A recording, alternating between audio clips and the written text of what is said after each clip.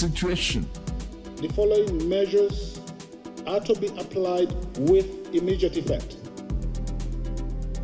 1.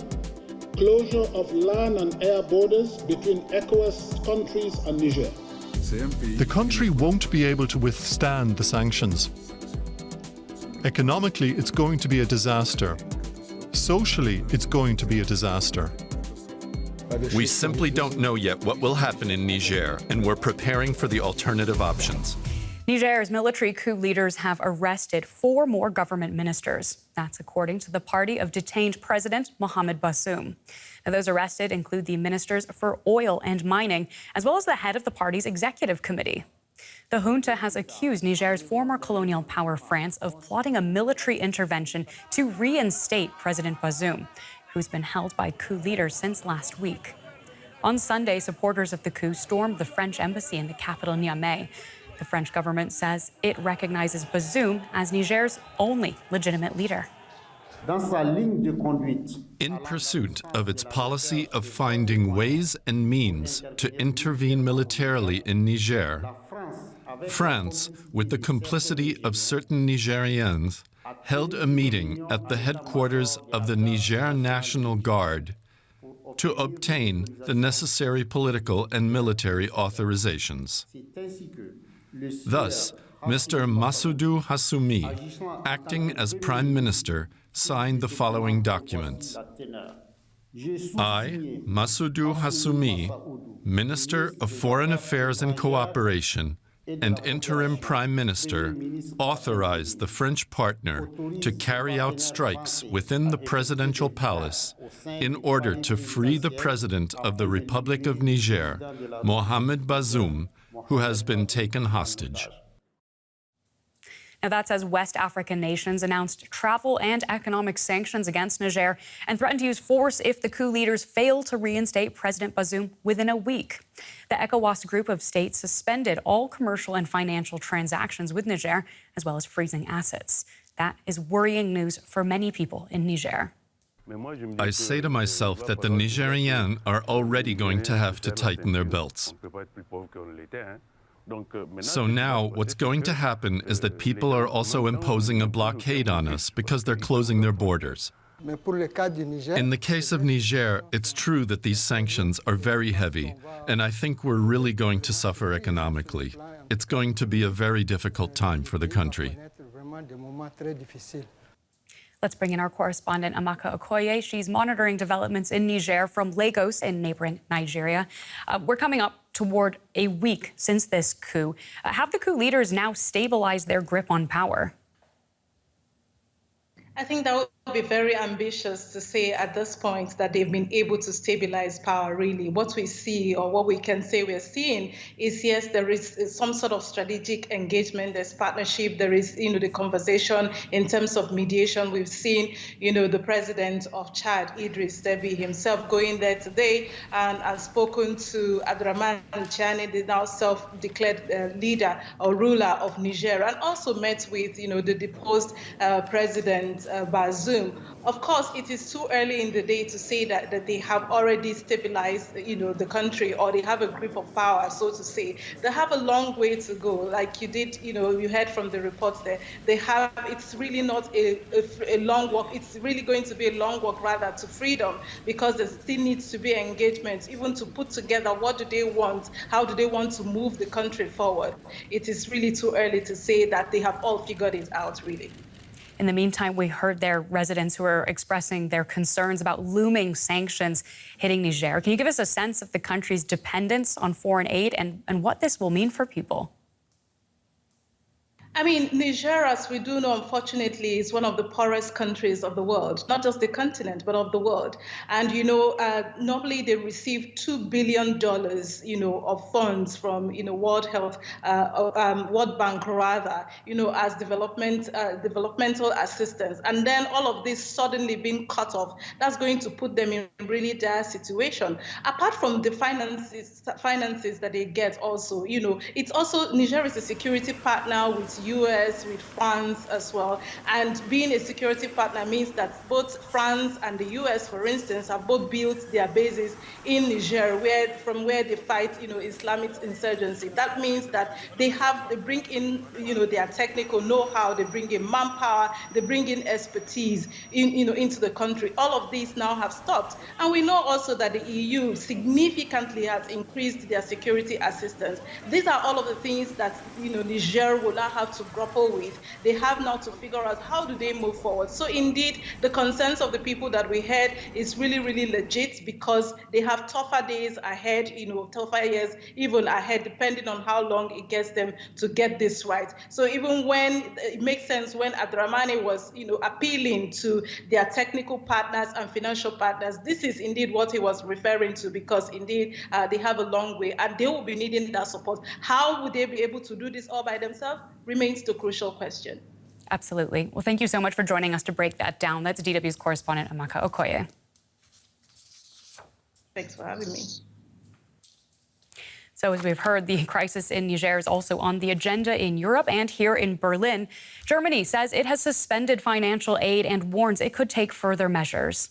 Germany has about 100 troops stationed in Niger to help train local forces. Here's the German defense minister speaking today. Those responsible for the coup say they will abide by all international arrangements and agreements. That remains to be seen. We're in contact with our counterparts in Niger through various channels. That means there are talks, there is contact. So for some context on this, let's bring in Ulf Leising, the head of the Sahel program at the Konrad Adenauer Foundation, which is associated with Germany's conservative opposition CDU. He's joining us today from the Malian capital, Bamako. Thank you so much for taking the time. I want to start by asking you why Niger has been so important for Europe and for the West. I mean, Niger is the most important security partner for the West. It's also, especially for Europe, extremely important because it closed the migrant route, the main migrant route from sub-Saharan Africa to Libya and the Mediterranean coast. So it's a very poor country, but it's strategic. It's the only security partner, and it's basically the stopgap for Europe to avoid more poverty-driven migration reaching Europe. Yeah, I'd like to talk to you more about that. As you've said, Niger's been an important transit point for people who are fleeing violence to try and make it to Europe. How do you think that the political instability in Niger is going to affect migration routes? Yeah, I mean, I'm sure the big question is now whether the new rulers, whoever that might be, will honor the previous agreement with the European Union to basically close the route from Agadez, a town in northern Niger, to Niger. That basically, really lowered migration levels since 2015. And that's not clear what's going to happen. And the other issue is then, if now the army is busy or officers busy playing politics, fighting for power in the capital, they will have less resources, actually battling jihadists. So there will be more instability, and probably then this will be exploited by human traffickers. Okay, so security and migration top of minds in Europe. France will also presumably be concerned about its access to uranium, since we know Niger is a crucial supplier. Now the mining minister of the elected government has been arrested. Are mining activities continuing there? According to my information, yes. I mean, everybody's now concerned a bit. The airport is closed, but otherwise it appears to be, business as usual for the time being. Of course, we don't know what position the next government will take concerning mining concessions.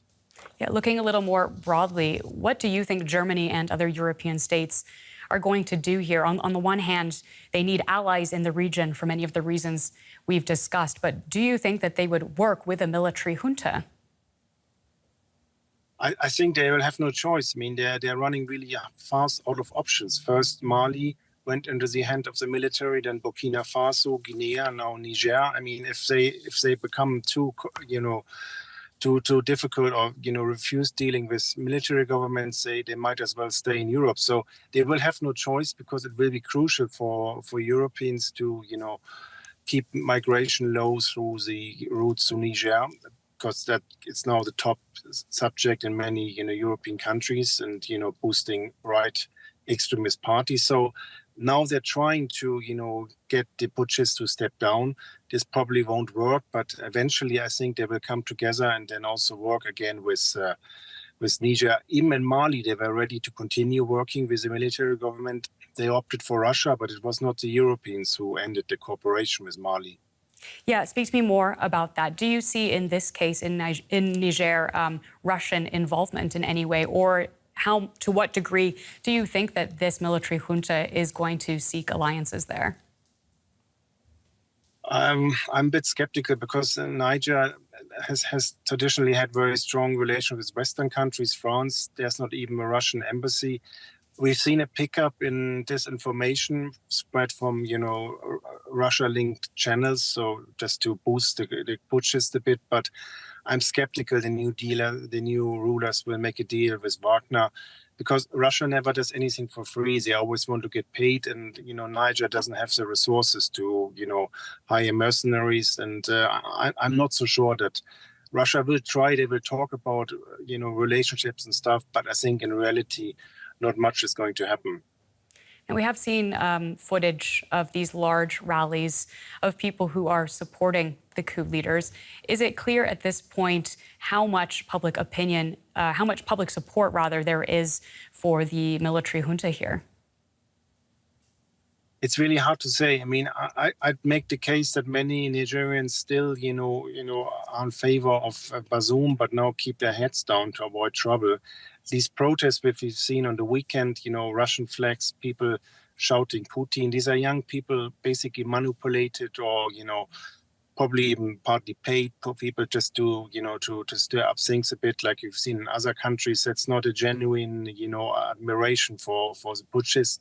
On the other hand, also no army unit has come to the rescue of Bazoum. So it seems to me that the putschists are going to stay, and at least, they have support of the key players who really matter in Niger.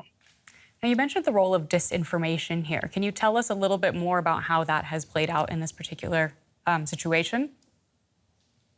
Yeah, I mean, you had these pro-Russia trolls who are just focusing first on Mali, getting the French army out and making MINUSMA, the UN operation, unpopular, then focusing Burkina. Now, most recently, they're very active in Niger just to frame Bazoum as an agent of France or the West, and that all this military cooperation with Western countries is failing, just to make him look in the eyes of his population as failure. And even now, while the coup was unfolding last week, there was a huge pickup, all sorts of claims that Bazoum already had resigned and stuff. So they're really trying now to make most of it, just, to mobilize opinion in Niger. On the ground, there's probably not much to it, but, many, many people in the Sahel, for lack of, credible media, believe what they read on WhatsApp groups. Well, thank you so much for your insights and joining us here. That is Ulf Lessing from the Konrad Adenauer Foundation. Yep. For more on this, I'm very pleased to welcome Kabir Adamo, a security analyst focusing on the Sahel region and managing director at Beacon Consulting. So we've heard there, Germany becoming the latest country to suspend aid to Niger, which is one of the world's poorest countries and relies heavily on foreign support. Can you tell us what this will mean for people in Niger? So Niger is an impoverished country. It depends significantly on foreign aid to meet its developmental aspirations.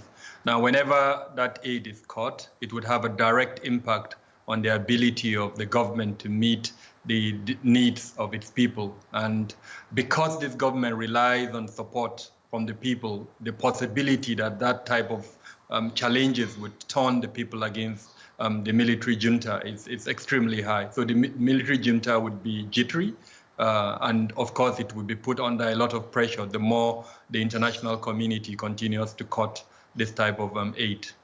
Yeah, the ousted prime minister has talked of a potential catastrophe.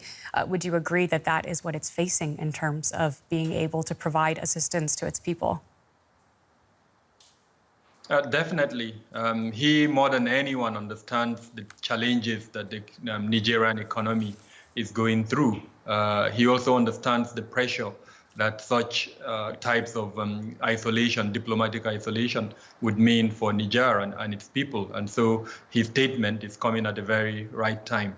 I think the challenge right now is what the other members of the international community, especially countries like Russia and to an extent China, will do. It would be in the interest of everyone if they do support the current effort by the international community to restore democratic governance. Do you expect that they will? I'm also curious if you can speak a little bit about how much support there is for Russia within Niger and among the backers of this coup. So let me start with your last question. Unfortunately, France's post-colonial policy has left a bitter spill, as it were, in most West African countries and several other African countries. And we've seen that sentiment rising in virtually all the former French colonies. And so some of what we saw after the coup on the 26th of July is an example of that sentiment in Niger. And the question Nigerians are asking themselves is the resources that we have, gold, uranium, petroleum, how come that those resources are not serving our interest? As you know, a significant portion of the uranium in Niger is going to France, as an example. There is French military presence in Niger, and yet the security challenge in Niger is still extremely high. So it's that kind of sentiment that is being pushed towards France, as it were. Now, to whether Russia and to an extent China will back this international effort, I strongly doubt, for the simple reason that the developments in Ukraine has isolated Russia. And Russia is using Africa as a channel to gain support within the international community. We've seen economic policies where, for instance, it's using supply of grain, supply of fertilizer, to an extent supply of energy, petroleum products, as an economic diplomacy tool. So it's not likely, except if there is a way to bring its interest in tandem with the international desire to restore democracy in Niger. And at the moment, I can't see that happening. So definitely the geopolitics, as it were, as we see it, is going to play a role in what happens in Niger in the coming days. Yeah, perhaps we can take a closer look at potential diplomatic pressure from other corners. We know West African states have also agreed on a number of sanctions to try and pressure the military junta. Of course, France and the EU have suspended ties. Do you think that either of these will be an effective form of pressure on the coup leaders? So there are a couple of other players that would need to be brought on board. So as an example, the North African countries. Niger has Algeria as a bordering state, and if the world isolates it and countries in the North Africa don't support that isolation, then we're likely to see an outlet for Niger, as it were. Of course, we've talked about Russia, we've talked about China. Those are also important players, especially given developments in Mali, Burkina Faso, and Guinea. Already in some of the speeches issued by the junta, they've mentioned these three countries. And so except if the world finds a way to bring on board these relevant players that I've mentioned, Turkey too is there. Turkey is also a key player in the region. The UAE is another key player in the region. So all of these relevant bodies, we've not seen their involvement so far. And so the regional body ECOWAS that has released the sanction must use diplomatic channels to engage with these various power players that I've mentioned and ensure that they are supportive of that policy. Nigeria, as the regional hegemon, is also a significant player. Power supply to Niger from Nigeria is significant, and already Nigeria has indicated it may interrupt that power. So these are all several ways. Of course, issues direct sanction on the members of the military junta and their family members, and then more importantly, to show that they will be held responsible for whatever happens, I think is the key to go about this. Unfortunately, using the antecedents of what happened in Mali, Guinea, and Burkina Faso, we haven't seen enough effort to hold to account the players that were involved in the coup. And I think this is what needs to be done so that there is direct responsibility for their action. Yeah. Well, thank you so much for joining us. I'm afraid that's all we have time for at the moment. That's security analyst Kabir Adamo. We really appreciate your insights. Thank you for having me.